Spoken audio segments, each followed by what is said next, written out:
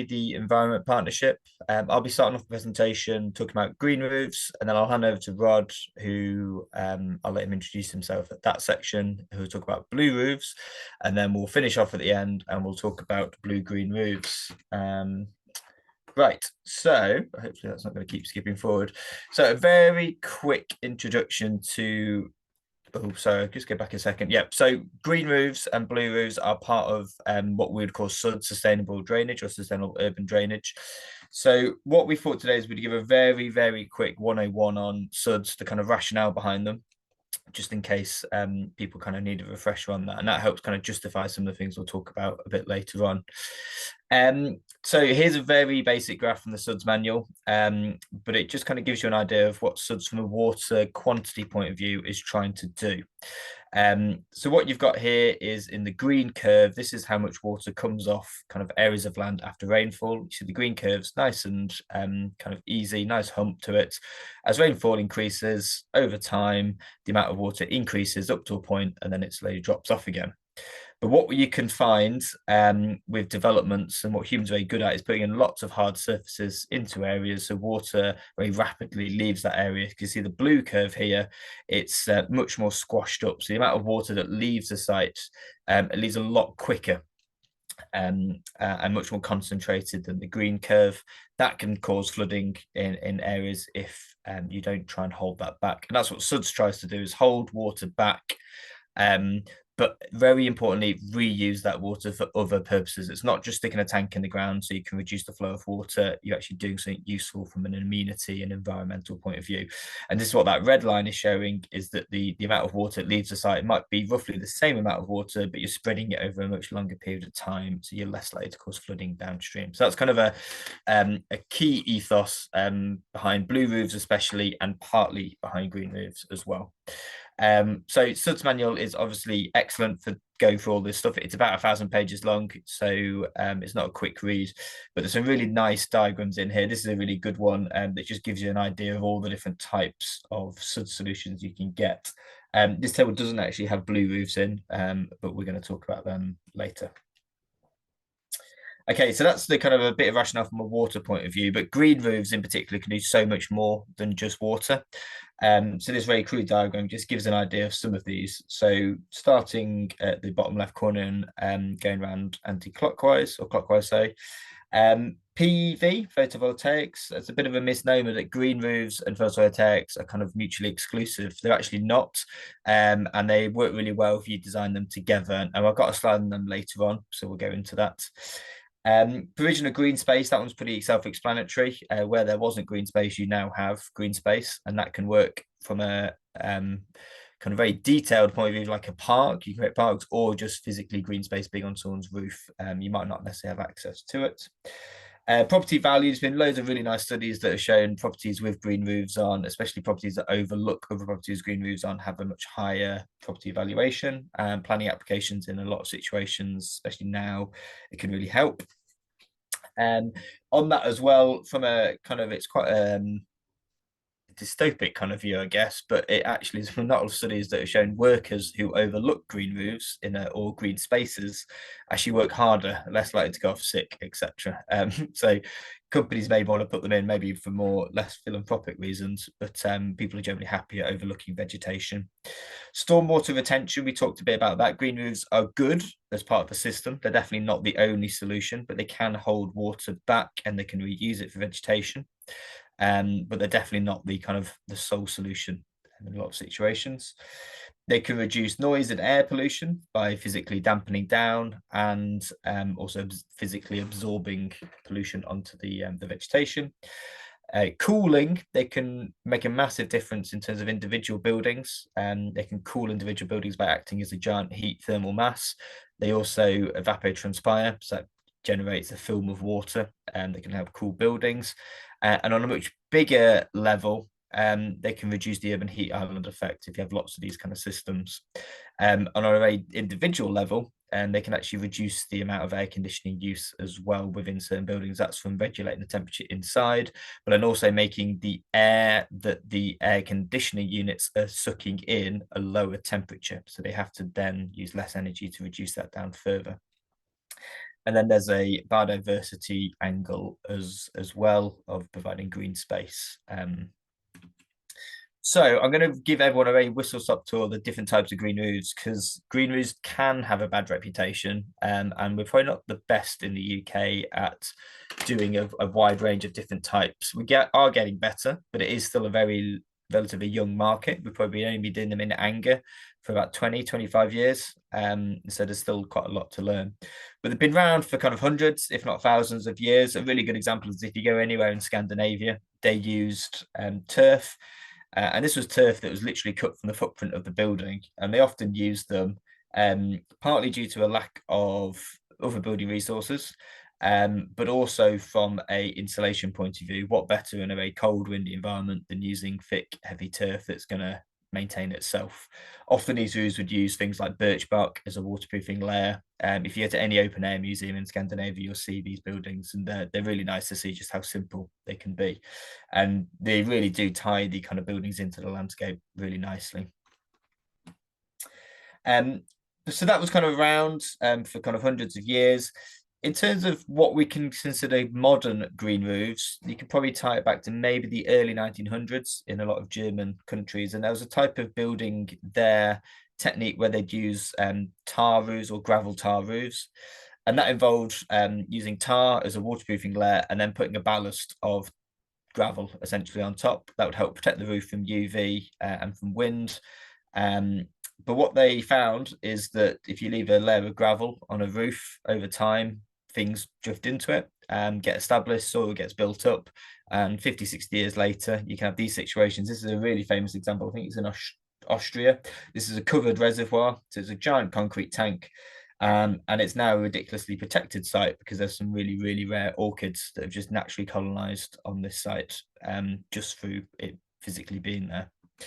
So that happened quite a lot, and that led in the 1970s to Germany putting together the first set of standards. I'm not going to try and pronounce this, but it's a very Germanic way of coming up with a set of standards. The rough translation is below, but they managed to fit that up into 3 words. But it's known as the FLL. And so if you ever hear the FLL, this relates to this set of German standards, quite engineering based, but a very good set of documents. And I'll come on to standards in a bit because they're not fully relevant to the UK, but it's a really good document. They were updated in 2012, I think, and you generally can download them for free on the internet, but it is quite a chunky document. But that sets standards mainly for these things called extensive roofs, and these are some kind of older examples. And they came up with quite a formulaic way of building the roofs that was a bit of a, it will work, but it didn't allow for maybe much innovation and kind of difference in different types of roofs. So Germany, there's probably a lot of this type of roof that's been built to a certain spec that works really well, but maybe less things outside the box, at least during this period of time. So kind of moving on to the more modern day, this is just some examples from the UK. And green roofs are split into a few different categories. Extensive vegetation, these are the roofs that you would normally stick on retrofit buildings or buildings with maybe not much weight loading capacity, or buildings where you're trying to just kind of cover it with a green kind of edge to the building and people don't need to go up there.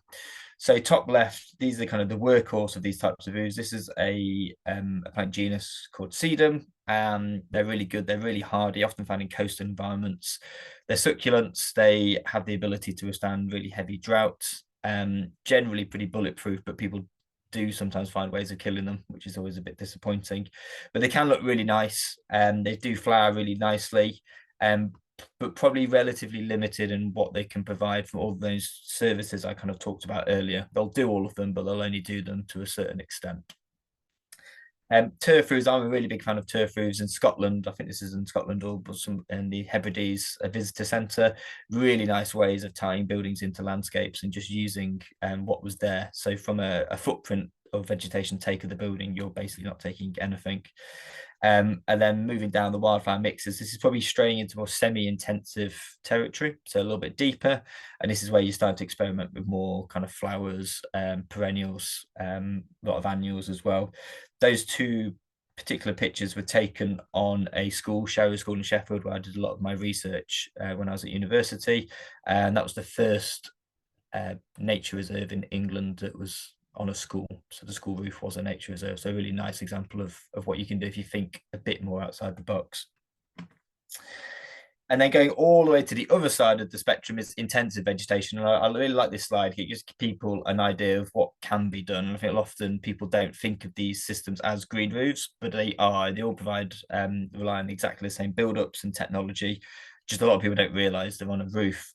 So top left, that's an office building in Japan. Or all of those bits you can see are terraces, and that's people's offices that actually open out onto their own private terrace with trees, etc. And then you can walk down to the bottom of the building.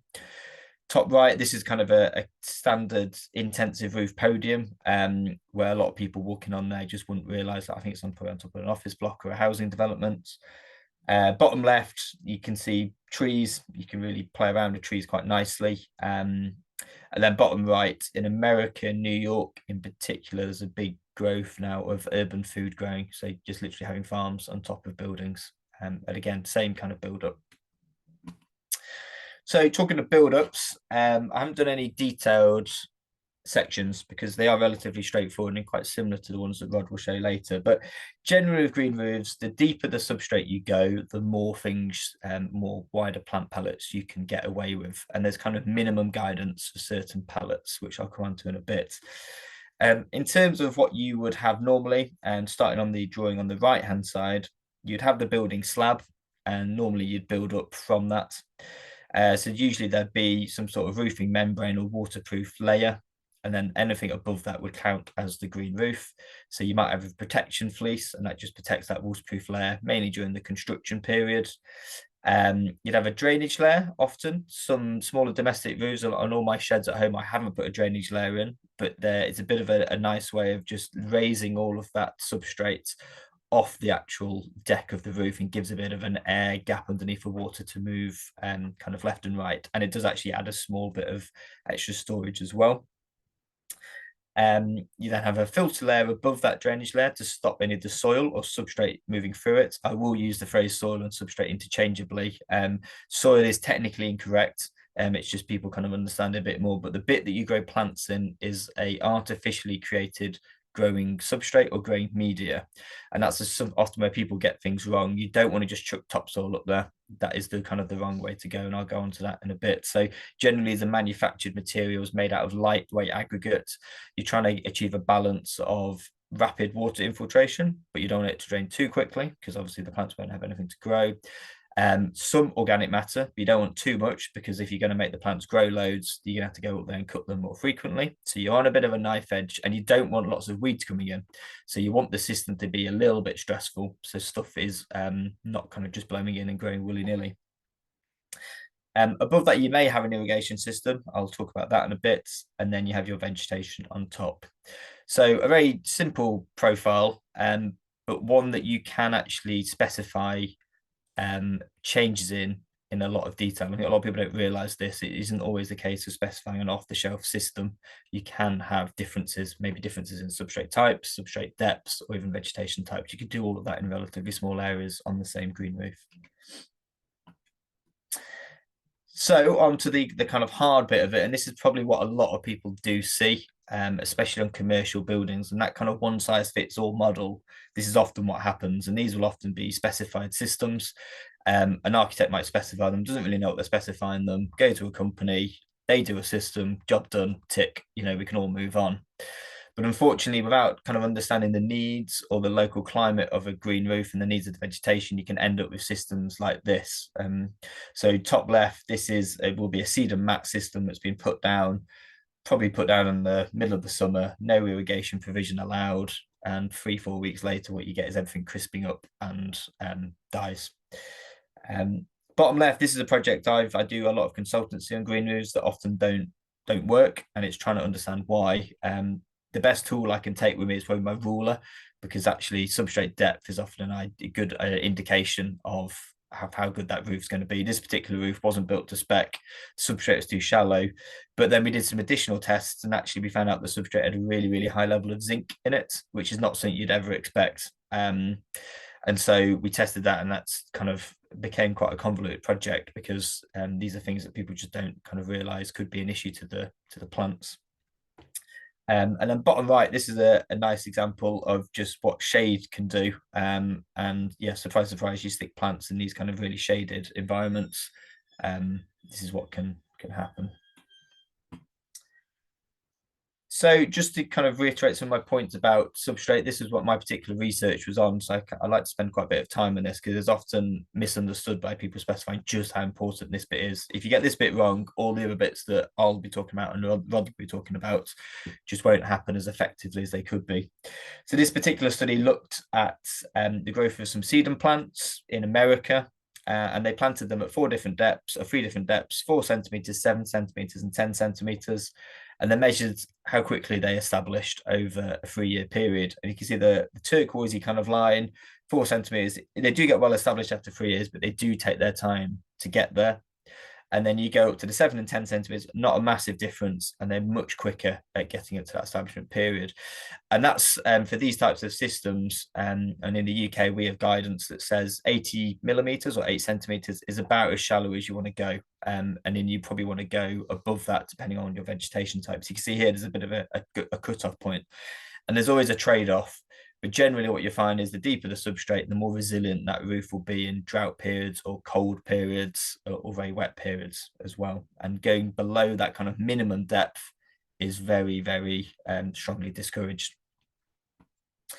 And the same with substrate composition as well. This is some trials that I've done previously. So these are 2 substrates, very different in texture and composition, similar amount of organic matter, but one drains water a lot more quickly, probably more sand-based. That's the one on the right-hand side, whereas the one on the left is formed of recycled brick aggregate. So lots of nice nooks and crannies for seeds to get established in.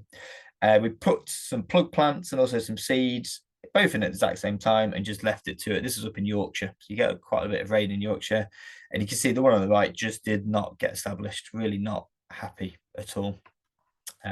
Whereas one on the left really doing quite well. This is probably about 3-4 months in.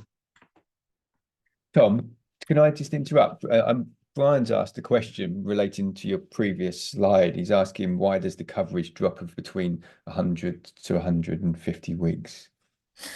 Yeah, good question, and well spotted, Brian. I imagine that is probably due to the way that sedum probably grows. Their measurement was mean absolute coverage. So I think it'll be a metric of their assessment that the sedums where you got over coveraged, maybe they had a drought during one of the summers or something like that, and it knocked it back a little bit, sort of thing, over that time. It maybe overgrew. But yeah, I think that's maybe more of a metric of their assessment technique. But it's a good point. It's very, yeah, just on that point of realizing that green roofs are kind of living, breathing systems, and this kind of natural dynamics of vegetation does happen over time. That you will get. It isn't the aim just to get 100% coverage as quickly as possible. That's kind of the wrong idea. You will have these natural communities. You will get maybe 100% coverage. You may have a harsh year. Things will get knocked back and die out, and you may end up with some open patches. But that should be seen as a kind of an opportunity that other species may come in, or you can go in and add other species as well. And so no green roof is ever zero management and maintenance and gets to kind of its final position after 1 year. That will never happen. So plant establishment, there's loads of different ways of establishing them. Some are kind of more safe bets than others, and some are more expensive than others. So the one in the middle is sedum blankets, and you can get wildflower blankets as well. So this is a really good method if you want instant coverage and you want kind of a bit of a fail-safe option. Some of the issues you can have with that is that the blankets have obviously been grown in other situations. They may have had lots of water, lots of nutrient, and then suddenly you're chucking them onto quite a harsh environment and they need time to adapt. They can be quite expensive, quite heavy. You need to kind of crane them up, but generally a pretty good option. In the bottom, you can use cuttings. So sedum's a really nice species that you can literally give it a haircut and chuck those cuttings out, and they actually start rooting themselves. Not good in a really windy environment, but kind of quite a cost-effective way of covering quite a large area or maybe filling in some patches. Bottom left is plug plants. That's just more conventional garden planting. There are a few providers, there's not loads, that do specialist green roof plugs as well, which is quite nice. That's a good way of having a bit more diversity in your schemes as well. Top left, that is some sedum that's coming through, but that was from seed. That's just kind of showing you what you can get away with seed. That's probably the cheapest way of establishing, but probably the most risky way of establishing, because seed does blow away and seed needs kind of constant moisture to get going. But usually what I like to do is maybe a combination of these. Plug plants and seed is quite a nice way of kind of getting lots of different species in. And then just on the right, this is the same trial that I showed you earlier, but just shows the difference in types of establishment from different methods. The one on the left, that was planted with plug plants. You can see they've taken hold okay, whereas the strip down on the right-hand side of that central plot was done with seed. And you can kind of see 3 months later in this mixture that doesn't hold on to very much moisture, the seeds haven't really come through. And then just quickly, just to be able to pass on to Rod, irrigation. I think now irrigation is becoming more, we used to in the UK be very much anti-irrigation on green roofs. I think now as a kind of industry, we're much more realistic about what you should have. And I think most probably modern green roofs, depending on where they are, should have at least the ability to irrigate the roof. That might just be a tap at roof level or within easy access, or it may be a permanently stored irrigation system. The issue you have is when people have these systems and then just had them on a timer and they're just chucking out water regardless of what's happening. What you want to have is a system, ideally one that's using recycled water, that can be turned on when you really, really need it, say after 4 weeks of drought, and that's it, and that's the agreement. And this is a good example. This is a green roof I did a consultancy visit on, a very inappropriate irrigation system that was probably put in on a bit of a panic during a dry period of time with these overhead sprinklers.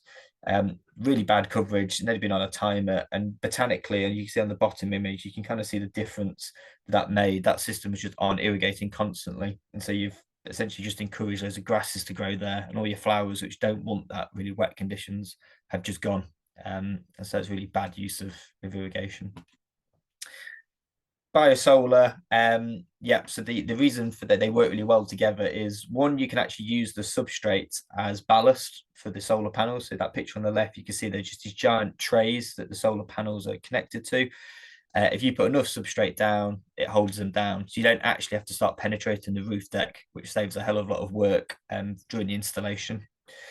And then the actual solar panels themselves, there's some really nice studies that show that the vegetation and the cooling effect of it cools the solar panels, and that then allows the solar panels to operate more efficiently during really hot conditions, usually by about 5 to 7%, so you can get more energy output during really hot conditions.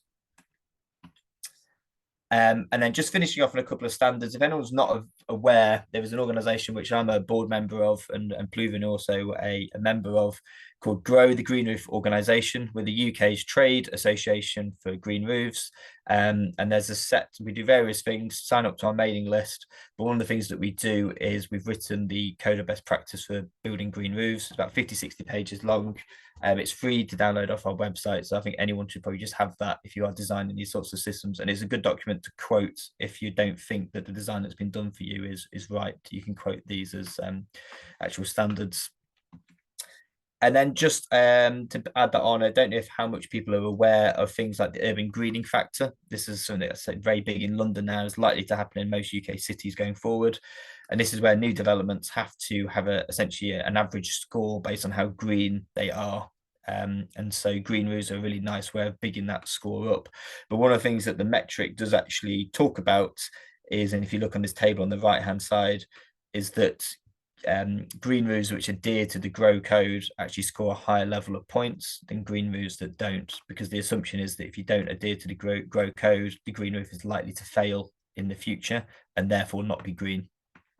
And then biodiversity net gain, there's a whole new kind of thing that I don't want to get involved in, but green roofs are obviously a nice way again of increasing your score on that if you are having any issues. And with that, I'll hand over to Rod.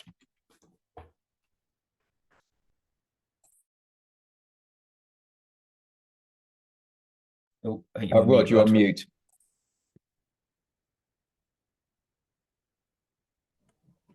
Sorry, guys. That was a good start. Right. Hi, everybody. Good afternoon. My name's Rod Green. I'm a director at Pluvium Environmental and our principal public health engineer. We're going to have a run through blue roofs and hopefully give you a flavour for what they can do and explain a little bit about them. Just before we kick off, just like to apologise in advance. I'm actually on a site visit today, and I've commandeered an office on site. So if you hear any strange noises or anything behind me, I do apologise. So, right. Thomas talks about roofs. A lot of the work that we also get involved with is podiums, which are basically also a roof. So you can have green, blue roofs, not just at roof level, but you find it an awful lot on new developments now at podium level, and they can actually interact. But if we can move on, Tom. Typically, a blue roof, generally most roofs that we design are based on draining the water off the roof as quick as we can. So we work to 2-minute storms, etc. So you have gutters, you have channels on roofs, you get it to the outlet, get it off the roof as quick as you can. Where a blue roof is different to that in the way that blue roof will hold the water back, like Tom explained earlier when he showed the little graph for the SUDS philosophy. So we're still draining the roof, but we're not draining it as quickly. So we utilise flow control outlets that restricts the flow coming off the roof. So we're just slowing the whole thing down, trying to make sure that the water going into the drainage system isn't all going in really, really quickly. We're just trying to spread it over a longer period of time. So by the fact that we can, so we've got a couple of slides there. The last slide there that you can see is actually we've got blue roofs around a podium area, and the podium is also a blue roof, although you can see it's blue-green because we've got vegetated areas and we've got hard standing areas. So the project that you photos we just saw before, what we actually did, we integrated the actual SUD scheme for the blue roofs. We cascaded them down to the podium level. That then interlinks with the system down at ground floor level. So we're actually creating subcatchments across the whole of the site. So we're slowing the runoff from the site down, not just at ground level with a big tank, but we can actually spread it out across the development. And this is where SUDS comes into its own, because you can then create benefits and opportunities around different parts of the development, which we never really used to do before. Currently, the standards for SUDS is non-statutory. So it's really difficult to understand how this gets incorporated into schemes. SUDS is picked up as part of the national planning framework, and that is supported by local flood risk assessments, local management plans, and obviously then you've got documentation that is also based around things like insurance and everything else. But at the minute, there's no statutory guideline. Schedule 3 from the Water Act, which incorporates the statutory recommendations, has yet not been incorporated into English law. So that was due to happen this year. Doubt whether that will happen now because of the coming elections. But once that comes in, then it would become more statutory and would have to be incorporated. But everything typically is done through planning at the moment. Again, so you can see listed through there, you've got the National Planning Policy Framework, you've got non-statutory SUDS, and then there's all the different local standards around. There are some British standards, BSEN 12056 Part 3, that covers typical roof drainage systems, conventional roof drainage systems. And and BS 6229 2018, covers the weathering of roofs. That actually does mention blue roofs, mentions 0-4 roofs, so flat roofs as such. Typically, there isn't a flat roof because most roofs have to have some sort of pitch to help drain the water. But 6229 does talk about 0-4 roofs, which are flat. And then you've got SIRIA guidance through the SUDS manual, the design of geocellular drainage tanks, etc. And another important point to think about is when you start looking at the projects, particularly if they're high-rise residential, etc., that you need to understand what the insurer's requirements are. Quite a lot of the insurers have got their own guidelines for blue roofs, so you need to understand what they're after. So typically you'd work with the REBA plan of work through the different sections going through that. But actually when you're designing such schemes, what we're finding is that it doesn't necessarily follow the REBA plan of works. And planners now at a very early stage, typically outline planning, they're looking to have a drainage strategy in place, which if you're designing blue roofs, blue-green roofs, that needs to form part of that drainage strategy. And some planners are even looking for fairly detailed design at planning stage. So the REBA plan of works, there's areas of that for detailed design, etc., section 3, section 4, which need to be brought forward. So understanding your drainage strategy really early on as part of the design process is critical. You get projects where people don't think about it, and then they'll be told by the planners, why haven't you got a blue roof?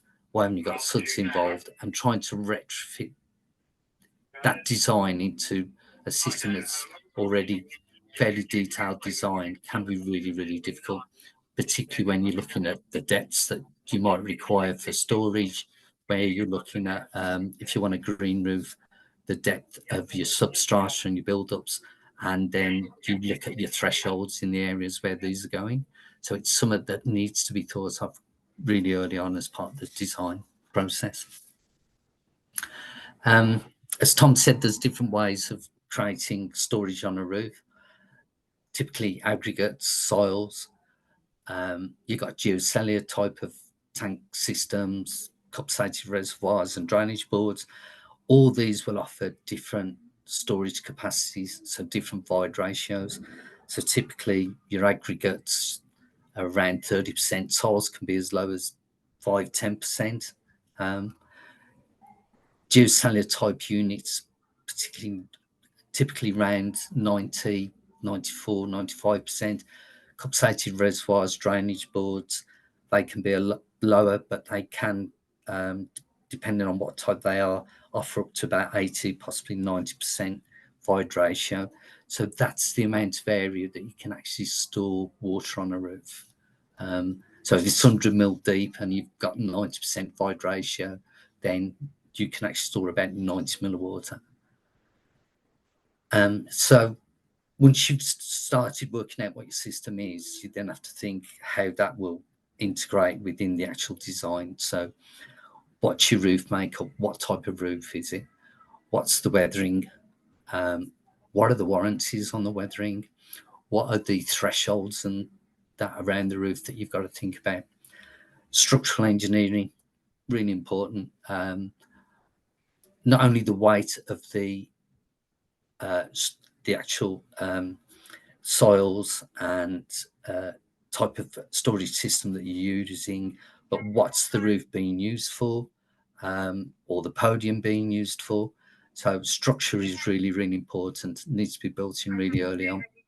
Fire engineering. Quite a few of these systems that are used nowadays for storage are plastic. So you have to work closely with the fire engineer on the development. What's allowed, what's not allowed, what are your boundaries? So how close can you go to the building with a plastic geocellular system, for instance? Do you need to have a gap of 300-500 millimeters? How's that gap made of? So you can use things like aggregates and stuff, but fire engineering's really important. I've sort of touched on overflow, or on thresholds. So overflows, a subsystem, you might have 3-4 flow control outlets, but if the storm event is greater than one you've designed for, how does the roof overflow? How does the podium overflow? Is it going to be taken off the building, so you'll have chutes or gargoyles on the side of the building discharging the water? Will it be a separate overflow system draining down through the building? All these things have to be considered really early on. The hydraulic requirements, so typically a lot of roofs are designed to a 100-year storm event plus climate change.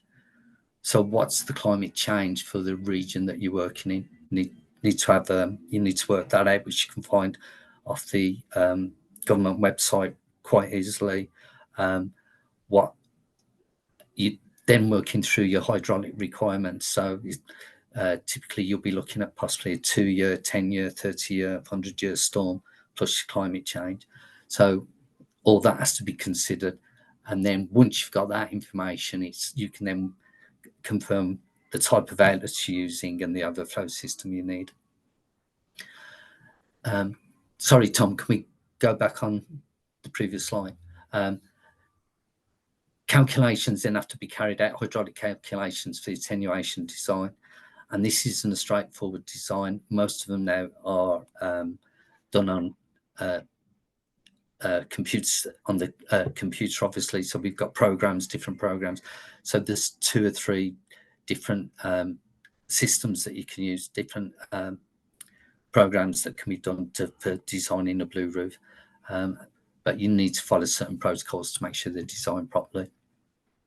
Typically, a rainwater system is designed to the British Standard 12056 Part 3. So your internal drainage pipework design still has to be designed to that.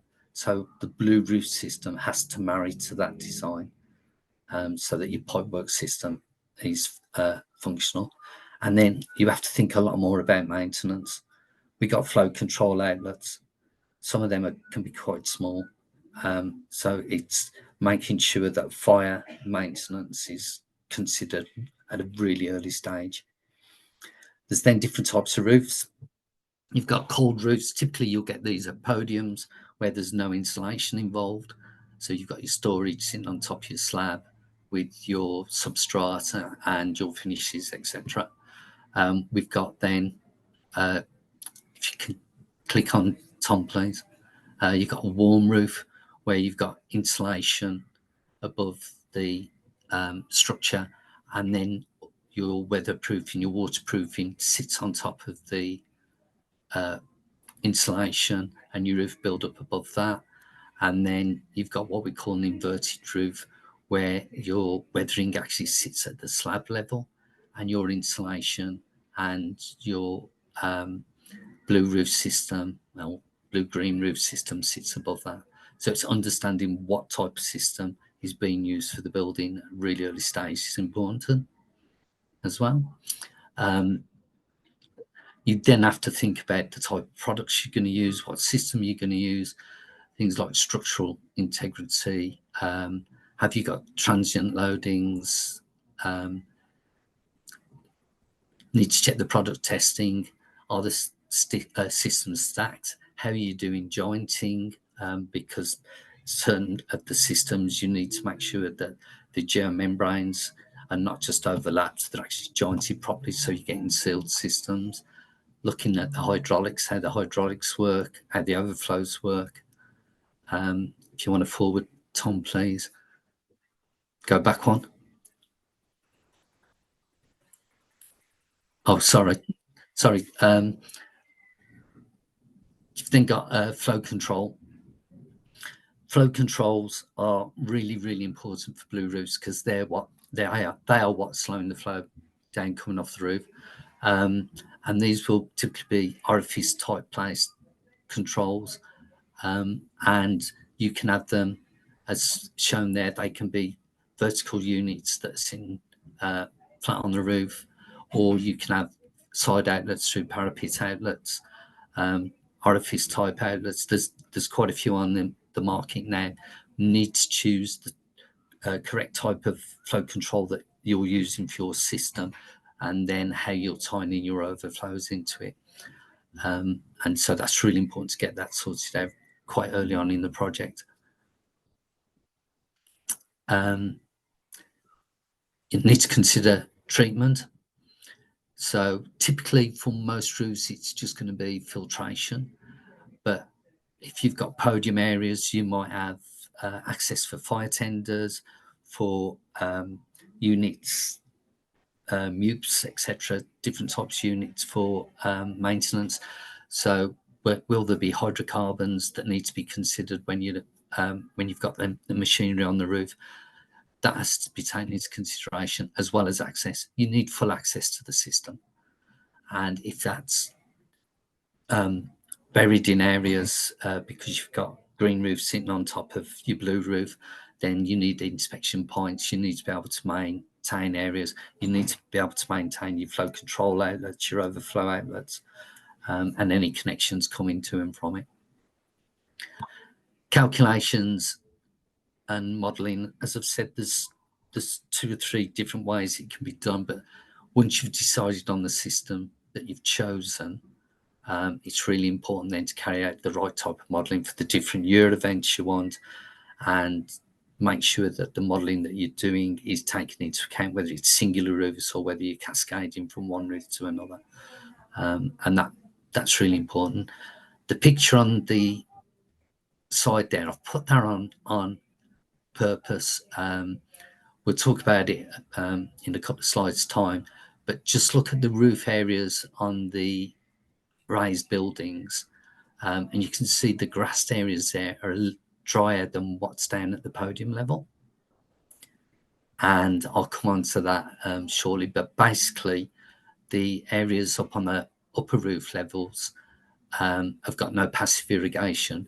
The areas down at podium level have got passive irrigation. And this was after about a 4-week dry spell. And you can see the green roofs at the top starting to dry out, whereas down at the podium, they're still nice and lush and green. Cool, thanks, Rod. Did you do you want me to do the blue-green roof bit? Yeah, you can carry on from that if you want. Cool. Okay, yeah, so as Rod was saying, what we can do is actually combine these 2 systems into blue-green roofs, and the name's pretty kind of self-explanatory. You have your blue roof at the bottom. Instead of just using it for water to hold back from a stormwater point of view, you're also saying, well, why don't I reuse some of that water? So you could either use that water as a tank system, maybe irrigate it conventionally on the roof, or what you can actually do is store the water below and passively irrigate from below, which kind of, it goes against gravity, but we'll explain in a second how that works. But it means that water is reused as much as possible, and you're kind of really creating a nice circular cycle for your water.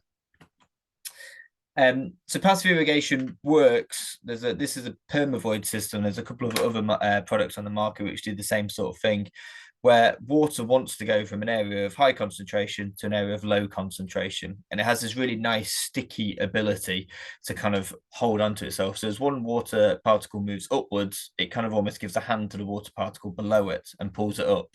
And that's how kind of massive trees can exist, is that you can kind of generate this kind of tensile strength.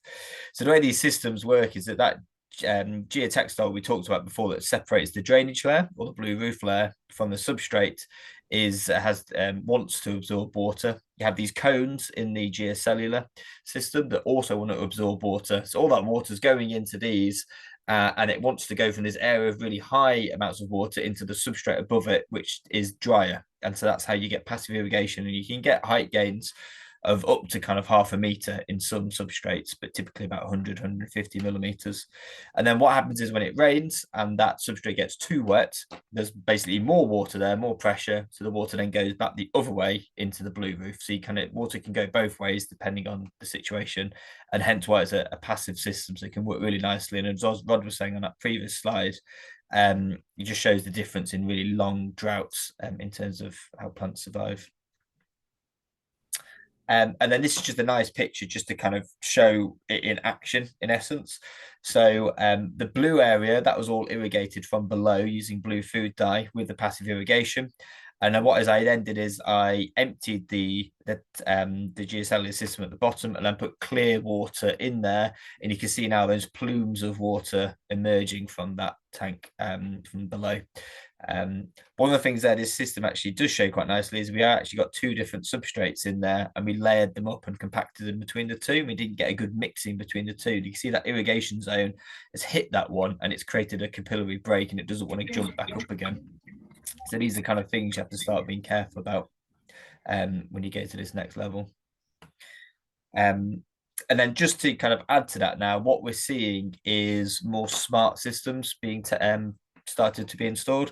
You see, everything we've spoken about so far is very passive and relies on the system to have capacity to hold water when it rains. But that means that the systems often have to be empty before it rains, so it can be quite inefficient. So there's a lot more systems now that are coming onto the market that tries to hold water back, and they want to be full most of the time. But when they know a storm's coming, what they'll do is they'll preemptively empty themselves. So there's capacity for water in the future. So that's one thing to definitely look out for. And you can see the potential for systems like that in some of those recombined systems Rod was talking about. And then just quickly to finish, I know we're running out of time a little bit. This is just a kind of a conclusion at the end about water movement through these types of systems, but bearing in mind that they can do a lot more than just hold water back.